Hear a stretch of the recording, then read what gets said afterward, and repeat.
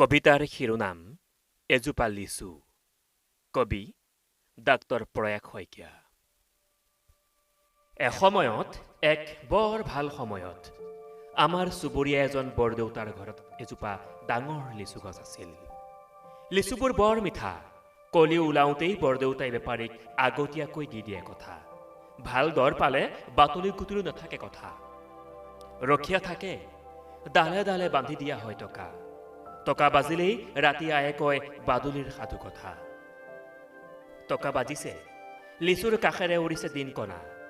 কলা লিচু নাখাবি, সেইবোৰ সিহঁতৰ বায়ু লগা। মোৰ ভাগত কলা লিচু নপৰে, পকা মিঠা পৰে। বৰদেউতাৰ মই আদৰৰ ভতিজা। বৰদেউতাৰ আছিল হাপানী। এদিন কোনে জানো কৈছিলে, বুজিছে হাজৰিকা, খাই চাবচোন বাদুলিৰ চুৰুহা, উপশম পাব। টকাবোৰ বাজি উঠিছিল। মনৰ বিজুলী তাৰত ওলমা বাদুলি। বৰদেউতাৰ কষ্ট দেখিলেই যে জাগি উঠে কৰুণা। সময় সলনি হ'ল। এতিয়া লিচু নথকা গছতো যেন টকা বজা হ'ল। বাদুলিবোৰো হ'ল যেন মহা হৰিকুল। এটা জীৱ আছে, বনৰৌ। মোৰ আজিলৈকে দেখাৰ সৌভাগ্য হোৱা নাই। মাছৰ বাকলিৰ দৰে ছালখন তাৰ, চীনাসকলে ঔষধি গুণসম্পন্ন বুলি ভাবে। সিও আজি বৰ্জিত।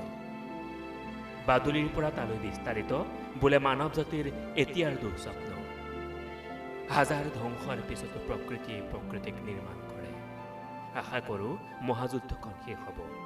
বাদুলি আৰু বনৰৌ হৈ নাথাকিব আমাৰ বৈৰী। মিঠা লিচুৰে ভৰিব নতুন উষাৰ ধৰণী। মিঠা লিচুৰ কথা ভাবিলেই টকাবোৰ বাজি উঠে। এসময়ত, বৰ ভাল সময়ত এজোপা লিচু গছ আছিল আমাৰ ভদ্ৰ হাজৰিকা বৰদেউতাৰ বাৰীত। বৰদেউতা তামোল পত্ৰ পোৱা মুক্তিযোদ্ধা আছিল।